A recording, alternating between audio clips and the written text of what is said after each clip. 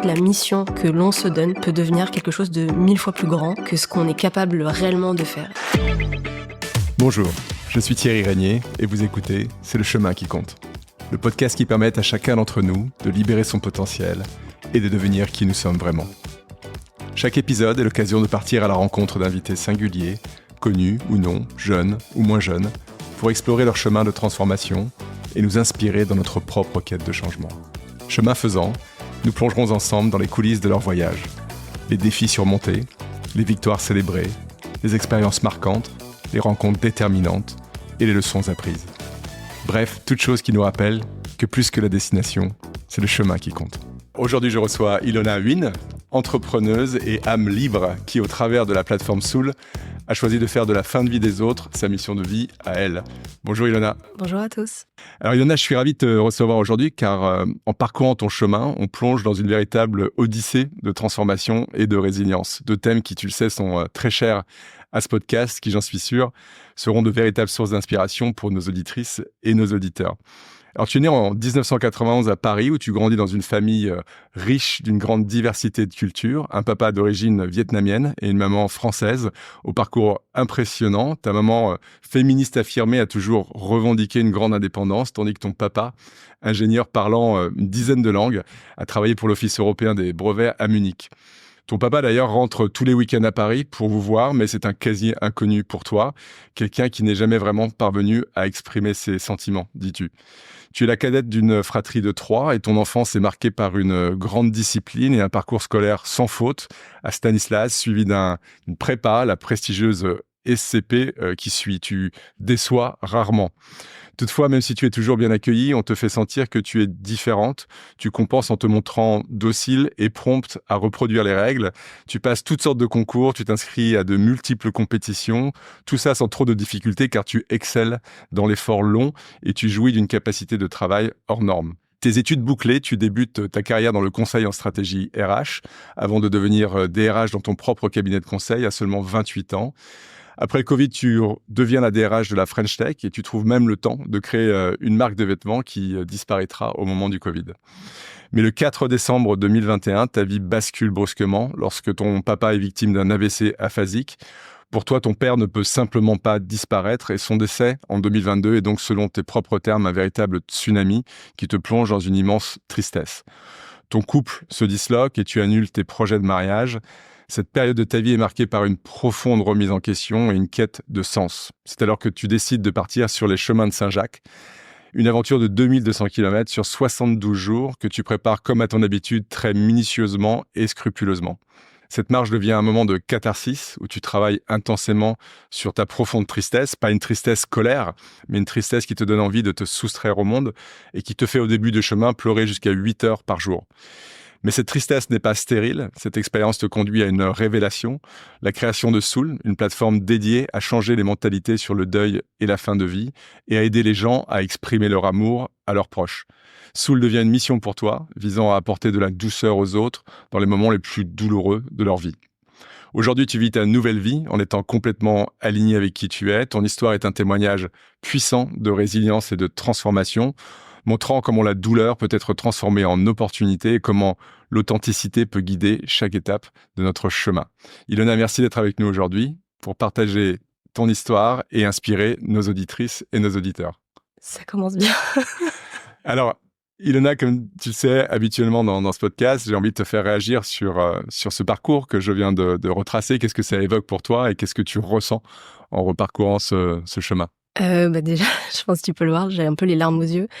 Je trouve que 32 ans résumés comme ça, c'est à la fois court et en même temps j'ai eu l'impression d'avoir tellement de vie à l'intérieur de 32 ans que ça me fait encore plus réaliser le chemin que j'ai parcouru et me dire que je suis hyper heureuse là où je suis aujourd'hui.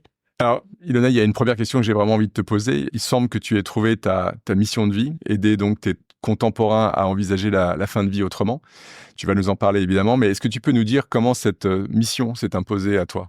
Moi, en fait, quand mon père a fait son AVC aphasique, c'est-à-dire aphasique, c'est quand le cerveau fait un complet shutdown. On peut plus parler, on peut plus lire, on peut plus écrire. En fait, je me suis rendu compte longtemps après, quand on a mis des mots dessus, que j'étais en train de vivre un deuil blanc. Et en fait, ces mots de deuil blanc, je les connaissais pas. Et je pense que si j'en avais eu connaissance avant, j'aurais peut-être réagi d'une manière différente. Cette mission, elle s'impose à moi parce que je me rends compte qu'en fait, plus le temps avance, plus j'avance en âge aussi, plus les gens disparaissent autour de moi. On pourra en rediscuter, mais c'est vrai que moi, mon parcours de vie, il a été marqué par beaucoup de décès, même à l'âge assez jeune. Et en fait, je pense qu'on est accompagné sur beaucoup de choses dans la vie, mais le deuil n'en fait pas partie. C'est quelque chose qui reste très caché, très tabou. Les gens qui ont réussi à surmonter leur deuil essayent de passer rapidement à autre chose. Et en fait, je pense que c'est toute une société qui est un peu malade de sa propre peur de la mort. Et moi, c'est comme ça que je me suis déterminée sur la mission. Je pense que j'aurais rêvé de pouvoir échanger la dernière année de vie avec mon père. C'était pas possible. Et en fait, j'aimerais pouvoir ouvrir les yeux à d'autres personnes sur ce deuil blanc, mais de manière plus large, sur l'amour qu'on porte à nos proches, pour que si un deuil survient dans leur vie, ils vivent pas les conséquences telles que moi j'ai pu les connaître. D'accord. Et précisément, est-ce que tu peux nous apporter des précisions sur ce concept de deuil blanc? Ouais. Le deuil blanc, c'est un type de deuil. Il y a plein de deuils différents et chacun vit la mort d'un proche à sa manière. Mais un deuil blanc, ça veut dire que la personne est encore là, le proche est encore là, mais ses facultés intellectuelles, cognitives, etc. ne sont plus les mêmes. Du coup, la personne est présente, mais en fait, elle est déjà un peu partie. Donc, on commence à faire un deuil, et surtout un deuil affectif, parce que les échanges qu'on a avec la personne, les souvenirs, les paroles, ça se résume parfois à rien, mais quelques phrases qui reviennent dans la vie de tous les jours, en fait, elles n'existent plus. Donc, la personne telle qu'on la connaît est déjà morte, en fait. Ça, c'est comme ça, un deuil blanc. D'accord. Et dans ta mission, en fait, toi, tu t'es donné pour vocation d'adresser cette Oui, partie-là également? alors en grande partie le deuil blanc, mais c'est vrai que en fait le deuil c'est un mot qui est très large. Ça peut être le deuil face à une maladie, ça peut être un deuil qu'on prépare face à une mort violente.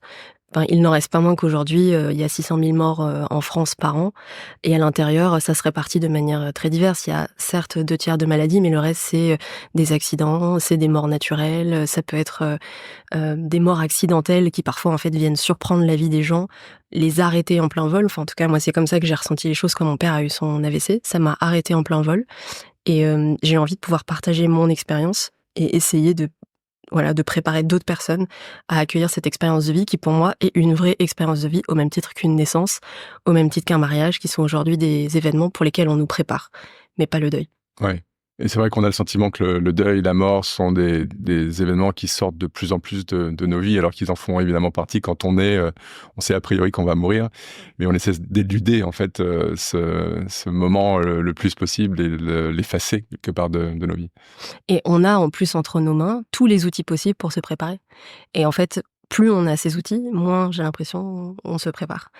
J'y mettrais un petit bémol peut-être plus générationnel, qui est que je pense que les jeunes générations X jusqu'à plus jeunes ont une meilleure conscience du fait qu'ils sont mortels, peut-être parce qu'ils ont plus peur aussi des crises climatiques. Je pense que ça a énormément joué dans la perception du deuil, mais en tout cas les gens de ma génération, donc on va nommer la Y, vivent leur vie sans se rendre compte qu'en fait ça a un temps déterminé, et moi j'appartiens maintenant à une tranche d'âge, j'ai 32 ans, où on commence à perdre ses parents, et donc là en fait les gens se rendent compte que ça peut avoir un fort impact, ça peut arrêter une carrière, ça peut entraîner dans une dépression, et en fait je pense que tout ça pourrait être pas évité, parce qu'un deuil ne peut jamais être évité, mais tout ça pourrait être vécu d'une manière différente si on mettait des mots sur le deuil et la fin de vie.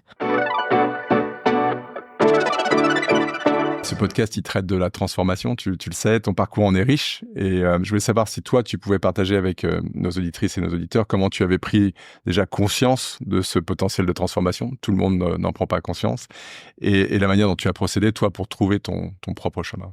Le point de départ, c'est que je me sens toujours décalée. Je me sens décalée dans mon milieu, comme tu le disais en présentation. Moi, j'ai eu la chance de pouvoir faire des études poussées dans des très bons établissements, dans les meilleures conditions possibles. Je pense que mes parents, c'est quelque chose qu'ils ont pu nous offrir à mon frère, ma sœur et moi. Donc voilà, une très bonne éducation, mais je me sens toujours décalée par rapport aux gens qui sont à côté de moi. Et Et en fait, je me dis, même dans le monde du travail, je suis en conseil et je vois bien que je réagis pas de la même manière. Je vois bien que je participe pas aux mêmes engouements sur les mêmes sujets, etc. Donc je me dis, il y a peut-être quelque chose à creuser. Je rangeais ça du côté de la créativité, mais en fait, je pense que c'est vraiment, vraiment autre chose qui relève plus d'un aspect multiculturel. En fait, avoir 2 parents de 2 cultures différentes, ça force à voir le monde avec 2 lunettes différentes, quoi. Une fois que je me suis rendu compte que j'étais pas forcément à ma place, même si j'y performais bien, je me suis posé la question de, en fait, c'est quoi l'utilité d'une vie? Et surtout en regardant le parcours de mon père, je me dis, en fait, qu'est-ce qu'il a laissé derrière lui? Il a travaillé dur, fort, longtemps, il a fait une belle carrière, mais aujourd'hui, il est mort. Qu'est-ce qu'il a laissé derrière lui? Et ça m'a poussée aussi à me poser la question de qu'est-ce que moi j'ai envie de laisser derrière moi? Et j'ai pris conscience aussi qu'une vie, certes, elle est faite de plaisir, de rencontres, de découvertes, plein de choses, et ça, c'est pas du tout quelque chose sur lequel je fais une croix. Mais en fait, une vie peut avoir une utilité bien plus grande que juste construire une vie. Et c'est ça, en fait, que j'ai compris l'année dernière. J'ai eu envie de mettre ma vie au service de quelque chose de différent et peut-être qui me dépasse complètement. Parce que tu résumes ça en disant je veux transformer la vision de la fin de vie et du deuil, etc. Mais c'est un thème qui est à la fois hyper orgueilleux et en même temps j'y crois profondément parce que je pense que c'est à coup de petites pierres qu'il y a des chemins qui se créent et qui déplacent des montagnes, quoi. Et je me dis peut-être autour de moi, si l'engouement prend, il y a d'autres personnes qui vont finir par en parler, Soul va se développer et en fait, Soul n'aura été qu'une étape à travers ce changement-là. D'accord, on reviendra sur Soul et effectivement ce que tu essaies de bâtir avec cette plateforme vraiment intéressante. Tu as mentionné effectivement ce moment de réalisation qui est intervenu donc pendant ton fameux périple de Saint-Jacques. Justement, moi, ça m'intéresserait de comprendre en fait comment tout ça s'est mis en chemin, comment tu as emprunté le chemin de Saint-Jacques et comment s'est faite finalement cette remise en question, cette introspection, cette réalisation. Est-ce qu'il y a eu un moment clé où les choses te sont apparues clairement, qui a été déterminant pour toi? Partir à Saint-Jacques, c'était une idée que j'avais dans la tête. Comme toujours, hein, c'est une question de compétition. Je me dis, j'ai du temps devant moi. J'avais arrêté de travailler. Il y avait absolument plus rien qui m'attendait à Paris. J'avais voilà mon temps mis à disposition pour faire exactement ce que je voulais. Et j'ai repensé à ce chemin de Saint-Jacques dont on m'avait parlé pendant mes études, puisque j'ai grandi dans des lycées, voilà plutôt, tu vois, catholiques. Donc forcément, je connaissais le chemin de Saint-Jacques. C'est un pèlerinage qui est mythique. Au démarrage, c'était un défi plus sportif et comme tu l'as dit, j'ai ressenti un très fort besoin de disparaître de la circulation en fait. De me dire, je me soustrais au monde parce que ma place n'est plus là et je n'arrive plus à la trouver, je n'ai pas de réponse. Je vais pas provoquer une réponse alors qu'elle ne vient pas, donc je vais juste laisser passer du temps. Or, à Paris, tout est très rapide et je pense que pour s'y soustraire, il faut géographiquement se soustraire à ce qui se passe à Paris. Ça, c'était le point de départ.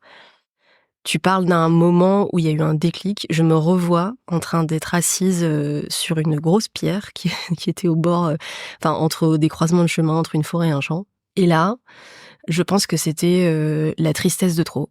Je me retrouve à pleurer. En plus, il pleuvait, en plus j'avais froid. Enfin, tout était cumulé et à un moment je me suis dit: «Mais il y en a marre, en fait. Il y en a marre, ça fait des semaines que tu pleures. Maintenant, en fait, les choix sont littéralement devant toi. Tu as le choix soit de cumuler la tristesse, de la subir, de te regarder le nombril et de te dire que les choses auraient dû être différentes, que ton père n'aurait pas dû mourir, que tu n'aurais pas dû quitter ton travail, que tu aurais dû te marier, etc., etc. Ou, option numéro 2, tu prends tout ça et t'en fais quelque chose. Et en l'occurrence, je me suis dit, moi, la seule option qui permette de me mettre en action, en fait, c'est de recréer une nouvelle chose. C'est la seule chose que je sais très bien faire, c'est recréer de nouvelles choses.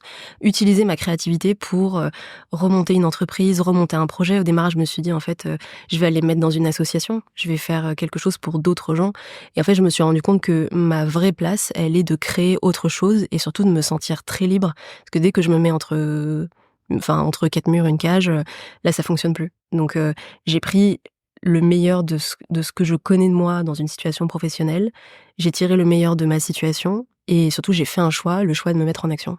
Et ce point de bascule, en fait, tu as le sentiment qu'il a été plutôt volontaire. Tu parles de la tristesse de trop qui finalement t'a mis en mouvement.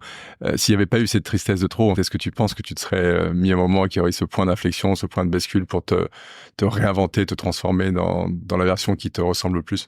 J'ai envie de te répondre que c'est là où le chemin est un peu mystique. Parce que je ne serais pas partie Je pense qu'on serait pas là en train de se parler. Je pense que serais en train de vivre une autre vie différente, encore un autre chemin, peut-être avec d'autres projets de création d'entreprise. Mais en fait, le chemin est apaisant, déjà de une, il est long. Et le temps long, quand on s'est soustrait au monde, quand on n'a pas de réseaux sociaux, quand on ne reçoit plus de messages, quand en fait les kilomètres s'enchaînent et que les seules heures qui comptent, c'est les heures de marche, je pense qu'en fait ça a un effet cathartique sur le cerveau où le cerveau met en place des cases, se souvient de choses extrêmement profondes. Moi, en fait, me revenait en souvenir des choses que j'ai vécues avec ma famille, des choses que j'ai vécues avec dans des précédentes relations amoureuses. Je me disais, mais en fait, c'est comme ça que j'ai réagi. Mais tout ça, c'est du temps long qui ne peut pas exister dans l'agitation d'une ville, qui peut pas exister dans une vie normale. Je dirais, aujourd'hui, c'est une habitude que j'ai gardée de sortir marcher tous les jours, parce que je me rends bien compte que les décisions que je prends et les idées que j'ai quand je marche sont très, très différentes. Donc, pour répondre à ta question, je ne pense pas que les choix que j'ai faits de créer Soul, de me remettre en mouvement, auraient existé si je n'avais pas fait le chemin. D'accord. Donc le conseil, c'est mettez-vous en chemin. Sortez marcher et mettez-vous en chemin. Tout à fait. Et le chemin peut aussi vous constituer autant que on constitue son... Moi d'ailleurs, il y a une phrase que les gens répètent souvent sur le chemin, c'est « le chemin t'apportera ce que tu cherches ». Et en fait, les idées viennent toutes seules. Je pense vraiment c'est une question de kilomètres et d'heures passées à marcher. Dans quelle mesure, toi, tu penses que tu t'es rapproché vraiment de qui tu es aujourd'hui grâce à cette expérience? Est-ce que tu es plus en alignement finalement avec qui tu es profondément? Je me réveille tous les matins en étant très sereine. Je travaille beaucoup, tu vois, je dors peu. Enfin, je vais pas te raconter une aventure entrepreneuriale différente de celle qui existe déjà sur le marché, ça serait complètement faux. Mais en fait, je suis hyper alignée dans tout ce que je fais. Quand je vois mes amis et ma famille, je passe du temps avec eux. Et en fait, je profite vraiment de ces moments-là parce que j'ai aussi en tête que ça peut être court, que demain je peux me faire renverser par un bus, etc. Il y a rien que j'ai dans ma tête que je ne partage pas, qui soit pas des messages d'amour. Donc je me force pas forcément à être plus sympathique ou plus gentil, mais c'est juste que je traduis les émotions au plus proche en me disant est-ce que c'est vraiment ça que tu ressens? Est-ce que tu te sens OK pour le partager avec la personne qui est en face de toi? Est-ce que tu profites du moment là, présent avec les gens que t'aimes? Et quand je suis seule, je profite aussi beaucoup de ma solitude. Je me dis, là où avant c'était compliqué de rester seule, j'avais souvent besoin de voir du monde. Je pense que c'est un trait de caractère qui est assez commun, surtout quand tu vis dans la ville. Et ça n'existe plus. Maintenant, quand je passe du temps seule, je profite de mes moments et je me dis, c'est un vrai bénéfice de se connaître. Moi, j'ai l'impression de me connaître entièrement. J'ai pas de surprise, j'ai plein de défauts, plein de qualités, mais je vis hyper tranquille avec l'adulte que je suis devenue. Et avant le chemin, je n'arrivais pas à dire de moi que j'étais une adulte, tu vois? Et aujourd'hui, je me dis: «Bah, je suis une adulte» et dans la mission, que je me suis donnée, ça donne une teinte particulière à toutes mes journées. Je me lève le matin, je sais pourquoi je me lève le matin. On trouve tous des buts différents d'occuper sa vie, des arts, tu vois, des loisirs et cetera et je trouve toutes ces raisons de se lever le matin sont honorables. Il y en a pas une qui soit meilleure qu'une autre et en tout cas, moi, tous les matins quand je me réveille, je suis vraiment heureuse, quoi et ça faisait très longtemps que ça m'était pas arrivé. C'est pas un état, adolescent où tu maîtrises pas tes émotions, c'est vraiment un état d'adulte où je me sens consciente, de moi. En fait, tu parlais de Saint-Jacques comme un chemin initiatique, en fait, le point de départ de ta transformation. Mais est-ce que tu as également, toi, au fil du chemin, développé des rituels, des habitudes? Est-ce que tu as subi des influences ou des rencontres qui t'ont accompagné justement sur ton chemin et peut-être aidé à devenir la personne qui tu es aujourd'hui? Oui, d'un point de vue des habitudes, je pense que ce que je ne faisais pas avant et que je vois d'ailleurs assez peu développé autour de moi, c'est je me laisse vivre l'émotion. Je J'accepte d'être triste, j'accepte, de pleurer, j'accepte aussi d'être complètement euphorique, tu vois? C'est pas je n'essaye plus en tout cas de masquer une émotion parce qu'elle serait pas acceptable, parce qu'en société il faut pas forcément se montrer et cetera. J'accepte de vivre avec tout ce que je ressens et surtout d'essayer de comprendre pourquoi je le ressens à un instant T. Tu fais la présentation, j'ai les larmes aux yeux et en fait, je me rends compte que c'est une vraie émotion qui est partagée entre, de la fierté et en même temps un peu de nostalgie, tu vois? Donc j'essaye à chaque fois de mettre des mots sur, tout ce que je ressens et par rapport aux rencontres que j'ai pu faire sur le chemin, je vais t'en citer quelques-unes, je vais essayer de le faire dans l'ordre. En France, j'ai rencontré une dame qui m'a expliqué dès la phrase 1 qu'on a échangée, qui m'a dit qu'à la fin du chemin, elle allait se suicider et En fait, face à ça, tu restes complètement interdit. Tu te dis, est-ce qu'il faut aider? Est-ce qu'il faut dire? Est-ce qu'il faut faire? Et j'ai compris 2 choses. C'est que chacun est libre de son choix. Elle exprime un choix. Son choix peut relever d'une forme de demande d'aide. Ça peut aussi relever, tu vois, plus d'une déclaration un peu guerrière. Mais en fait, quoi qu'il en soit, ça reste le choix qu'elle a fait et c'est pas de ma responsabilité ni de mon rôle d'essayer de la dissuader. Donc je l'ai surtout écoutée, en fait. On s'est quittés, après quelques heures de marche parce qu'elle avait envie de marcher seule. Mais ça m'a beaucoup ébranlée aussi dans, l'échelle de la souffrance.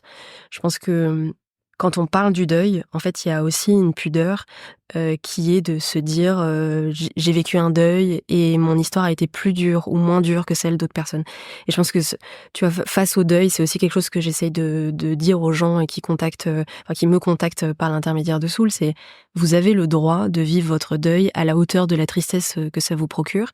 Il y a pas de deuil plus facile, il y a pas de deuil, moins facile, quelle que soit la maladie». Ça, c'est vraiment important et le deuxième point, c'est, en effet, elle était libre de faire son choix. En Espagne, j'ai fait 2 rencontres qui m'ont énormément marquée. Un monsieur de 69 ans nommé Tony et en fait, je le voyais marcher depuis quelques kilomètres devant moi et il marchait à pas d'escargot, un Anglais et il m'a dit direct quand je suis arrivée, «I'm the snail of the Camino» parce que en fait, tout le monde lui disait qu'il marchait à pas d'escargot et en fait, moi, je le voyais au loin et au fur et à mesure, je me rapproche de lui et plus je me rapproche, plus je me dis: «Mais c'est étrange, en fait, ce gars est tatoué des pieds à la tête». Mais vraiment des pieds à la tête, donc c'est un effet quand même parce que sur une personne âgée, je pense que c'est une première génération de personnes âgées qui se retrouvent avec des tatouages, plein le corps et au final, je le dépasse parce qu'il me dit: «Ne m'attends pas, sinon tu vas arriver à 23h». On se retrouve dans le village d'après et on dîne ensemble et là, en fait, Tony m'apprend qu'il est ancien de gang, condamné pour meurtre et donc je me retrouve face à cette personne que j'avais trouvée, hyper sympa depuis notre première rencontre et je me dis: «En fait, je suis face à quelqu'un qui a déjà tué quelqu'un». Et effet extraordinaire, il avait payé pour sa peine en Angleterre, du coup un repenti, de gang et je me dis: «En fait, on peut tous devenir quelqu'un d'autre». On a tous le droit de choisir à un moment donné de devenir quelqu'un d'autre, quel que soit ce qu'on ait fait avant, si on a payé, sa peine, sa dette à la société, on a tous le droit de se transformer en autre chose. C'est une décision consciente qu'il faut prendre. C'est-à-dire on n'est pas cantonné à, un milieu social, un niveau d'éducation. On peut tous devenir une personne extraordinaire si on a envie de l'être. Et en l'occurrence, Tony marchait pour une cause qui lui tenait à cœur sur le cancer, puisque un de ses amis était mort d'un cancer du pancréas. Donc il faisait une collecte de fonds en Angleterre pour lever des fonds pour le cancer du pancréas. Et la troisième personne qui a vraiment bousculé mon chemin, c'est un Espagnol nommé Pablo que j'ai rencontré une semaine avant d'arriver à Saint-Jacques, qui m'a dit très rapidement qu'en fait, lui, il était là parce qu'il devait marcher avec son frère qui était mort 2 semaines plus tôt, lui d'un cancer du cerveau. Et je me suis dit, le gars a un courage. Moi, en fait, mon père serait mort il y a 2 semaines, je serais pas là, je serais au fond de mon lit, à vivre, en l'occurrence, ce que j'avais vécu 2 semaines après la mort de mon père, hein. J'étais complètement statique, j'étais sous le choc. Et lui, Pablo, il était là parce que il avait tenu cette promesse, c'était son engagement. Et à ce moment-là, je me suis dit, en fait, la mission que l'on se donne peut devenir quelque chose de 1000 fois plus grand que ce qu'on est capable réellement de faire. Et Pablo, sa mission, c'était de faire le chemin parce que son frère aurait dû être avec lui et qu'il l'était pas et il voulait absolument le finir. Waouh, ok. Tellement d'enseignements et un accélérateur d'expérience, ce chemin. Ouais. Et c'est 3 parmi tellement de gens, Ouais. là, c'est vraiment un succès d'année que je t'ai donné. Donc, tu nous parles de cet enseignement autour de mieux accueillir nos émotions et d'en faire une force plutôt que parfois une faiblesse. Effectivement, cette mission avec Pablo, qui peut être aussi un augmenteur de vie, qui nous donne la capacité de nous dépasser, d'être plus que ce qu'on est fondamentalement. Et puis, tu parlais de Tony, qui lui t'a appris... Qu'on peut devenir quelqu'un d'autre. Voilà. Qu'on a tous le droit de la transformation. Et le pouvoir de devenir quelqu'un d'autre. Ouais. Et que c'est accessible finalement à chacun d'entre nous. C'est accessible parce que c'est un choix. Par contre, ce choix-là, il faut prendre le temps de le formuler, d'où le temps long de la marche. Et après, il faut le choisir. Le choix est sur la table, mais il faut le choisir parce qu'il y en a plein d'autres en fait. Mais je retiens quand même que, voilà, à petite trentaine, en fait, ce chemin, c'est un accélérateur d'expérience pour toi où tu as appris tellement de choses et enfin, il y a tellement de sagesse qui en ressortent aussi qu'on peut vraiment encourager chacun à emprunter ce chemin. Ouais. Comment toi, Ilona, tu gères tes moments de doute ou d'incertitude, peut-être liés à des critiques ou des jugements que tu as reçus dans ton chemin de transformation? Alors, en French Tech, start-up, On m'a appris never feed the troll. C'est-à-dire que plus les commentaires m'atteignent, plus en fait je me dis il faut pas y répondre. Donc oui, il y a pas mal de gens qui m'ont dit, enfin pas mal de gens. J'ai reçu des messages au moment du lancement de Soul me disant faut pas en faire tout un plat, quoi. Enfin, vous avez vécu un deuil, on en a tous vécu, c'est pas non plus la peine de monter une entreprise. Bah ok, vous avez le droit. Encore une fois, ces personnes-là font le choix de penser ce qu'ils ont envie de penser. Moi, j'ai envie de penser autre chose. Et en fait, je me rends compte que le temps est court, la vie est courte. Et moi, ayant envie de mettre mon temps sur une mission, dès que ça consomme un temps qui m'amène qui me détourne de mon objectif de mission, je fais le choix de ne pas consacrer ce temps-là à des gens qui pourraient critiquer mes choix.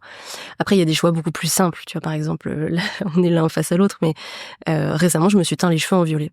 Parce que j'avais envie d'un changement de couleur, parce que je me suis dit pourquoi pas, je suis libre de le faire, j'ai aucune contrainte, aucune obligation. Et on m'a dit mais dans le monde du travail, mais qu'est-ce qu'on va penser? Mais encore une fois, les gens sont libres de penser ce qu'ils ont envie de penser, et moi je suis libre d'avoir envie de me teindre les cheveux en violet. Donc c'est vrai que j'essaye toujours de revenir à qu'est-ce que j'ai envie de faire, sachant que ma liberté n'empiète jamais sur celle des autres. Mes cheveux violets ne vont gêner personne, tu vois. Et après, les gens me prendront comme ils ont envie de me prendre, dans le respect du monde du travail, dans le respect de la relation à l'autre, etc. Donc j'ai pas de méthode miracle face à la critique, mais je me dis juste de bien mesurer le temps qu'on a envie d'y consacrer, parce qu'accepter une critique, c'est aussi lui ouvrir la porte. Et donc si on la nourrit en soi, ça lui donne une importance qui est plus grande que ce qu'elle est vraiment, en fait. Ouais. Et puis aussi peut-être reconnaître la critique constructive qui nous permet de nous développer, nous améliorer, progresser, de celle qui l'est pas. Et de celle qui l'est pas, ouais. Bah, y a le feedback et il y a la critique, en l'occurrence, ouais. Quel impact, toi, tu dirais, Ilona, ta transformation personnelle a eu dans un premier temps sur toi-même? On voit que tu es une personne différente que celle que tu étais il y a encore quelques années.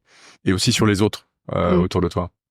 Dans ma vie du quotidien, aujourd'hui, c'est beaucoup de moments très calmes. En fait, c'est vraiment comme ça que je vois mon quotidien aujourd'hui. Enfin, le résultat du chemin, c'est beaucoup de sérénité, beaucoup de calme. Tu vois, avant, je pouvais me mettre en colère pour des choses très simples de la vie de tous les jours, de la vie professionnelle, etc. Et à chaque fois remettre au centre de la table le temps que j'ai envie d'y consacrer, ce que ça vient prendre sur ma liberté, sur, tu vois, les choix que j'ai envie de faire. En fait, aujourd'hui, je me sens très apaisée. Globalement, c'est ce que j'en tire pour moi. Et aussi plein de joie du quotidien, parce qu'en fait, je fais que des choix conscients et libérés, ou qui m'apportent beaucoup de bonheur, quoi. Et sur les autres, je pense que involontairement, mon chemin a pu inspirer d'autres chemins. J'ai vu des gens partir autour de moi, faire de la marche. J'ai reçu des messages de gens qui passent à côté d'une coquille, tu vois, dans le sol, les coquilles Saint-Jacques, qui me disent « je pense à toi », etc. Donc ça a à la fois recréé du lien, alors que c'était une aventure extrêmement solitaire. Ça a recréé du lien entre mes amis, ma famille et des gens que je connaissais pas vraiment et moi. Des gens qui m'ont contacté pour me dire « je sais, on m'a dit que tu as fait le chemin, est-ce qu'on pourrait en parler ?» Et ça a, je pense, aussi inspiré d'autres départs de chemin, de gens qui m'ont dit « après ton aventure, je me suis rendu compte qu'en fait, moi aussi, j'avais besoin de prendre ce temps-là, moi aussi, j'avais envie de partir, etc. » Et moi, je n'ai absolument rien changé dans leur vie. En fait, je leur ai juste montré que prendre ce temps, c'était possible, que prendre ce temps sans se trouver des excuses par rapport au travail, etc. Et je suis douce quand j'emploie le mot excuse. On a tous des vies qui sont chargées et compliquées, mais je me suis aussi rendu compte en prenant 2 mois et demi, 72 jours pour marcher à Saint-Jacques, qu'en fait, quand on veut vraiment s'accorder du temps à soi, le temps on le trouve et les circonstances, on les met en place. Alors quand tu le dis comme ça paraît assez évident et on a tous envie d'y aller et vraiment d'entamer ce chemin de transformation, mais c'est peut-être pas à la portée de tout le monde. Donc, quel conseil, toi, t'aurais à donner à quelqu'un qui cherche justement à entamer son propre chemin de transformation personnelle, qui est pas tout à fait satisfait de sa situation et qui a envie de ce changement, mais qui ne sait pas comment s'y prendre ou qui trouve pas ça aussi évident que ça a pu l'être pour toi? Moi, je recommanderais de définir ce qu'on met derrière le mot « temps ». Tu vois, moi, vraiment, le temps, c'était le temps long, les heures de marche, etc. Mais pour quelqu'un qui, par exemple, est très créatif, ça pourrait être, j'en sais rien, aller faire un stage de peinture, par exemple, tu vois. Donc, c'est définir quelles sont les modalités qui font que tu peux vraiment te retirer de ta situation actuelle et du cours de ta vie. première étape. La deuxième étape, c'est, je pense sincèrement que dans le monde du travail, tout se négocie. Et pour avoir été DRH, tu vois, avoir quelqu'un face à moi qui me dit j'ai besoin de prendre plus de temps que les vacances habituelles, un sabbatique, etc., tout se négocie. Si c'est vraiment une question de travail, de faire garder ses enfants, par exemple, ça c'est, tu vois, des questions que j'ai pas mal reçues sur LinkedIn, de gens qui me disaient moi j'aimerais partir, mais j'ai mes enfants, etc. Je pense que en prenant le temps de s'organiser, donc c'est pas partir là dans la minute, en prenant le temps de s'organiser, c'est quelque chose qui peut se faire sur du long terme. Se dire, l'année prochaine, mon objectif, c'est de m'accorder du temps, c'est de faire mon stage de peinture, c'est de partir faire un stage d'écriture, c'est de me mettre à la voile, etc. Donc je me retire du temps, enfin je me retire de la vie normale et je trouve une situation que je négocie qui me permet de me retirer du cours normal de la vie, en fait. Donc, gérer finalement sa transformation, en tout cas son projet de transformation, comme un projet précisément, quoi. Vraiment le prendre en main, s'en donner les moyens, fixer les échéances et mobiliser les ressources autour de soi pour concrètement faire aboutir son projet. Oui, et tu disais dans la préparation que j'étais quelqu'un d'assez méticuleux, ce que je contredis pas du tout. J'ai vécu Saint-Jacques comme un vrai projet, comme un projet professionnel. Je me suis dit, ça va me prendre du temps, donc il faut que je le ménage, ce temps. Sinon, c'est sûr que si je reprends un job tout de suite et que je viens annoncer que je pars 3 mois marcher, ça va pas être possible, par contre. Mais si tu le prends comme un projet, de te dire, première étape, je définis, deuxième étape, je négocie, troisième étape, je planifie le temps long, etc. En fait, les choses se mettent en place beaucoup plus facilement. Je pense que ce qui est compliqué à faire, c'est d'un coup d'un seul de claquer la porte, prendre son sac et partir. Ça, bien sûr, en fait, c'est créer du remous aussi dans la vie des autres, même dans une vie de famille, j'imagine. Donc, c'est quelque chose qui se prépare. Ouais, donc pas de dilettantisme quand il s'agit de transformation, mais vraiment prendre les choses en main, s'en préoccuper et avoir un plan, quoi, quelque part. En fait, c'est un projet où tu te consacres à toi. C'est comme un projet de vie, un projet de famille, un projet de naissance. C'est du temps que tu vas venir transformer le cours de ta vie. Donc c'est un vrai projet. Ouais, ça vaut le coup de passer un petit peu de temps. Ouais. On arrive presque à la fin de notre entretien déjà, Ilona. À quoi ça ressemble la suite du chemin pour toi? Est-ce que tu l'as imaginé? La suite du chemin, c'est une entreprise qui grandit. Aujourd'hui, on a une équipe de 7, avec des gens qui sont tous engagés à la mesure de leurs moyens, de leur motivation pour une mission. C'est-à-dire, moi, je promets pas un projet de start-up. Je promets le fait que, à un moment donné, tu pourras participer à une mission qui nous dépasse tous. Donc, on sera jamais arrivé. Ça sera pas les mêmes objectifs qu'une start-up classique. Moi, mon but, c'est pas de lever de l'argent. Mon but, c'est vraiment de changer la fin de vie et le deuil dans le monde. Donc voilà, un projet qui grossit et surtout, ce que j'aimerais vraiment, c'est poursuivre toutes les interventions que je commence à faire en entreprise. Parce que je me rends compte que j'ai cet atout de pouvoir bien connaître le monde de l'entreprise en tant qu'ancienne DRH. Et j'ai envie de pouvoir porter cette voix, de me dire, en fait, c'est le chemin facile. J'ai plus qu'à ouvrir la porte pour commencer à mettre le sujet sur la table d'autres DRH qui, en fait, vont réaliser qu'il y a 50% des gens dans leur vie qui vont connaître un deuil dans le monde du travail. Et à plus long terme, ça serait une ouverture de Soul dans de multiples pays. Parce que aujourd'hui, on est très très concentré sur la France, qui est un marché où il y a un administratif qui est très complexe. Donc le projet de Soul, il est justifié sur le soutien administratif, mais la France n'est pas du tout le seul pays à connaître ces conditions-là. C'est pas du tout la seule société où le deuil est encore un sujet tabou. Donc moi, ce dont je rêve pour Soul, c'est une expansion internationale qui se ferait de manière rapide et qui participerait à faire évoluer un morceau de la société sur sa perception de la mort. D'accord. Est-ce que tu peux nous en dire un petit peu plus sur le projet, justement, à qui ça s'adresse et qu'est-ce qu'on peut attendre, en fait, de Soul? Ouais. Le monde entier est potentiellement concerné par Soul. Comme tu l'as rappelé, on va tous mourir un jour. Et comme disait Benjamin Franklin, on est tous concernés à la fois par les impôts et par la mort. Donc, aujourd'hui, la population, entre guillemets, j'aime pas trop ce terme, visée par Soul, c'est tout un chacun. Et plus particulièrement au moment de son lancement, des gens qui viennent de connaître un événement de vie qui se traduit par un acte civil, un mariage, une naissance, une adoption, etc. Parce que je pense que c'est vraiment dans ces moments de vie-là qu'on se pose des questions sur « et si jamais il m'arrivait quelque chose ?» Donc en fait, Soul, c'est un morceau de vie, c'est la fin de vie, mais c'est un morceau de vie qui fait partie de la vie, comme je te le disais, au même titre qu'une naissance, au même titre qu'un mariage, parce que c'est un moment où on doit se poser des questions. C'est pas du tout un projet qui concerne des gens qui ont vécu un deuil. C'est pas un projet qui s'adresse que à des gens qui vont vivre un deuil. C'est un projet qui s'adresse à tous. Et en termes aujourd'hui de développement de ce qu'on sert, entre guillemets, à nos utilisateurs, c'est un espace pour laisser des messages à ceux qu'on aime, qui seront ouverts si jamais il nous arrive quelque chose. C'est la confiance que nous, on offre en fait avec Soul. On va trouver les personnes, même si vous les avez perdues de vue. Ça passe par une brique d'information, parce qu'en fait, je pense réellement qu'on a peur de la mort parce qu'on ne la connaît pas. On ne sait pas ce qui se passe concrètement dans un funérarium, on ne sait pas ce qui se passe dans une pompe funèbre, etc. Et ensuite, c'est 2 briques qui sont plus administratives. Une qui permet à tout être vivant d'anticiper ce qui pourrait lui arriver. Donc, c'est donner ce que nous, on appelle les dernières libertés et non plus seulement les dernières volontés qui concernent que le testamentaire. Donc, c'est qu'est-ce que je veux faire de mon corps? Qu'est-ce que je veux faire de mes animaux si j'en ai? Qu'est-ce que je souhaiterais qu'il se passe pour mes enfants mineurs? Qu'est-ce que j'aimerais faire des objets qui me tiennent à cœur? Qu'est-ce que je veux faire de mes comptes numériques, de mes applications, etc., etc. Et enfin, la dernière brique qui intervient en soutien des familles de proches qui viennent de perdre une personne, c'est une brique qui vient faire tout le support administratif. Particulièrement dans la période des 6 jours où on est censé régler un obsèque, Soul permet en fait de traiter tout cet administratif j'ai pas d'autres mots, mais qui prend la tête en fait, et qui détourne les gens des premières étapes du deuil qui sont hyper, hyper importantes.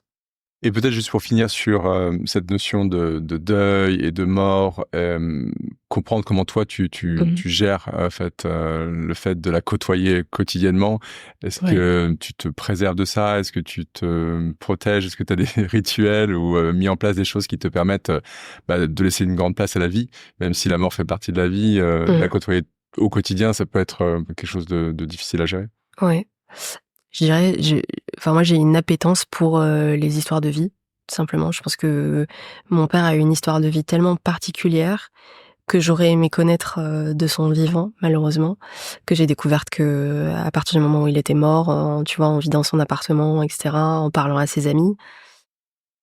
En fait, les moments où j'échange avec des gens qui viennent de perdre quelqu'un sont plus riches pour moi que la tristesse qui est liée au deuil, que je ne nie pas du tout, parce que forcément, quand on t'apporte un témoignage de quelqu'un qui vient de mourir d'une mort violente, c'était pas attendu, la personne était trop jeune, mais en fait, personne ne meurt au bon moment. Il y a pas un jour donné. Tu vois, si ce film avec Benoît Poelvoorde existait vraiment, ce film où on reçoit par SMS l'heure et le jour de sa mort, ça changerait énormément les choses. Et en fait, c'est aussi ça qui pour moi fait la mort comme vraiment une expérience de vie ultime. C'est en fait, ça vient te saisir comme tout le reste vient te saisir, mais de toute cette surprise, il peut en sortir quelque chose de plus grand. Et du coup, quand on me parle de quelqu'un qui vient de disparaître, c'est à la fois pour moi l'occasion d'apprendre à connaître quelqu'un que je rencontrerai jamais, mais que j'apprends à connaître, et aussi d'apprendre à connaître la personne qui est en train de me parler de ses proches, de sa famille, etc. Je me nourris énormément de ces moments-là. Je dirais que le plus difficile aujourd'hui, c'est que dans les histoires de deuil que j'entends, il y en a quand même beaucoup qui ressemblent à celles que j'ai vécues. Et à la fois, ça me replonge dans des épisodes de tristesse, mais ça me permet aussi de repenser à ce qu'était mon père, ce que j'aurais aimé connaître de lui. Donc, c'est une tristesse, mais qui aujourd'hui s'est muée en quelque chose de très doux. Il y a pas j'ai plus de colère, oui, j'ai une tristesse, mais en fait, je me rends compte de tout ce qui m'a laissé au quotidien, ces valeurs, les histoires, les petites phrases, etc. Donc ça me permet de repenser à tout ça. Par contre, la vraie colère que j'ai, c'est que je me rends bien compte que la violence administrative que moi j'ai vécue, d'autres sont en train de la vivre. Le deuil blanc dont on m'a pas parlé, d'autres personnes sont dans cette situation-là, en fait. Et je me dis, si j'étais arrivée avant, si j'avais commencé Soul avant, peut-être que j'aurais pu aider plus de gens. Et ça, c'est un peu la seule colère que j'ai. Mais donc, du coup, dans le développement de Soul, j'essaie d'y mettre beaucoup, beaucoup d'énergie, parce que je me rends compte qu'en fait, plus le temps passe, plus la vie avance, quoi. Ouais. Donc tu canalises cette énergie positivement, plutôt dans le sens de la vie que dans celle de la mort, qui peut être assez... Je me dis que c'est pressé, en fait. Je me dis que c'est pressé et qu'il y a d'autres personnes que je pourrais aider et d'autres personnes à qui je pourrais parler. Je pense pas avoir un rôle de messie vis-à-vis de la mort, mais je pense vraiment que Soul peut aider certaines personnes. En l'occurrence, les gens qu'on a déjà aidés sur la partie administrative nous le disent. Et au quotidien, plus je m'informe sur la mort, plus je la démystifie. Alors Ilona, avant de se quitter, je vais te soumettre un exercice classique de ce podcast qui s'appelle les questions mitraillettes. Donc l'idée, c'est de répondre à un maximum de questions En moins de 2 minutes pour conclure cet exercice, est-ce que tu es prête? Allez, c'est parti. Qu'est-ce que tu lis comme livre en ce moment? Je relis Au nom de tous les miens de Martin Gray. Est-ce qu'il y a un livre qui t'a particulièrement marqué ou influencé dans ta vie? Je vais citer les One Piece, toute la série, parce que pour moi, c'est le meilleur exemple de leadership qui existe. Est-ce qu'il y a une musique que tu écoutes en boucle en ce moment? Oui, alors je suis très sur des playlists espagnoles en ce moment, mais c'est plutôt du Rosalía, tu as des choses dansantes espagnoles qui là, quand je suis à Paris, me donnent envie de rentrer à la maison. Ouais. Quelle est ta citation préférée? Quand on veut, on peut. Quelle est la personne qui t'inspire le plus? Je peux pas répondre à ta question sans dire mon père, mais il y a vraiment un autre être sur Terre qui m'inspire énormément, c'est mon chat. Elle est calme en toutes circonstances. Et je me dis, tu vois, c'est un modèle de sérénité que je vois au quotidien à mes pieds tous les jours. Voilà, bon, c'est plus un clin d'œil parce que j'adore vraiment cet animal. D'accord. Comment elle s'appelle? Pirate. Elle a que 3 pattes. Que voulais-tu faire quand tu étais petite? Je voulais être présidente de la République. Comment commences-tu ta journée? Je commence ma journée en écrivant 3 choses. Ce que je veux faire aujourd'hui pour moi, ce que je veux faire aujourd'hui pour Soul et ce que j'aimerais apprendre. Quel talent aimerais-tu avoir? J'aimerais être capable de parler toutes les langues du monde. Quelle est ta plus grande force? Je peux travailler des heures et des heures et des heures sans m'arrêter. Qu'est-ce qui te donne le plus d'énergie? Les gens. Quel est le meilleur conseil que tu aies jamais reçu? N'abandonne jamais le soir. Quelles sont les 3 choses que tu emporterais sur une île déserte? Un dictionnaire, une photo et un coussin à mémoire de forme. Quel est ton meilleur remède contre le stress? La marche. Qu'est-ce que tu aurais aimé savoir quand tu avais 20 ans? Qu'on peut arriver à tout avec des petites étapes. Qu'est-ce qui t'énerve le plus? De perdre du temps. Qu'est-ce qui te donne le plus d'espoir? Les gens. Comment aimerais-tu qu'on se souvienne de toi? Comme quelqu'un qui a essayé de faire pour les autres. Quel est le plus beau chemin que tu aies jamais emprunté? Waouh. Saint-Jacques. Qu'est-ce que tu ferais si tu savais que tu ne pouvais pas échouer? Soul. Qu'est-ce que la femme d'aujourd'hui aurait envie de dire à la petite fille que tu étais à 10 ans? Lance-toi. Et enfin, qui aimerais-tu entendre à ce micro pour le prochain épisode? J'aimerais entendre Mehdi Belkala et qui aujourd'hui se lance lui aussi dans un nouveau projet. Et je pense que il aurait un super témoignage à t'apporter aussi. Super, on espère avoir Mehdi bientôt sur le podcast. Merci beaucoup Ilona pour ton témoignage extrêmement inspirant et bon retour à Barcelone où tu habites et avec ton chat Pirate. Merci. Merci d'avoir écouté cet épisode. Avant de nous quitter, voici les quelques pépites que je retiens de la conversation avec Ilona. Premièrement, pour que le chemin nous apporte ce qu'on y cherche, il faut d'abord se mettre en route, partir pour se soustraire au monde et privilégier le temps long que l'agitation de nos vies peine à nous offrir. Deuxièmement, habituons-nous à laisser libre cours à nos émotions et acceptons de vivre avec tout ce que nous ressentons en mettant des mots sur nos émotions et en essayant de comprendre pourquoi elles se manifestent à nous. Troisièmement, quelle que soit notre histoire, nos origines, notre éducation, nous avons tous le droit de prendre la décision consciente de devenir une autre version de nous-mêmes, celle qui nous ressemble. Quatrièmement, face aux critiques, never feed the troll. Ne nourrissons pas les trolls. Plus les commentaires nous atteignent, moins il faut y répondre. Bref, ne pas consacrer de temps à ce qui nous détourne de nos missions de vie. Et enfin, il faut gérer sa transformation comme un projet. Commençons par définir les modalités qui font que l'on peut se retirer d'une situation indésirable, puis négocions avec nos parties prenantes pour obtenir la situation que nous appelons de nos vœux. Voilà, c'est tout pour aujourd'hui. Mille merci à notre invité pour la qualité de son témoignage. J'espère qu'il vous a permis d'alimenter votre réflexion sur votre propre chemin de transformation. On se retrouve la semaine prochaine avec un autre invité marquant, acteur ou témoin de la transformation. Entre-temps, vous pouvez retrouver les épisodes de C'est le chemin qui compte sur toutes les plateformes de podcast. Et si vous avez aimé l'épisode, n'hésitez pas à partager vos avis, laisser des étoiles, à vous abonner et à en parler autour de vous et sur les réseaux. Chaque nouvel auditeur est une victoire. À très vite et n'oubliez pas, c'est le chemin qui compte. Alors bon chemin.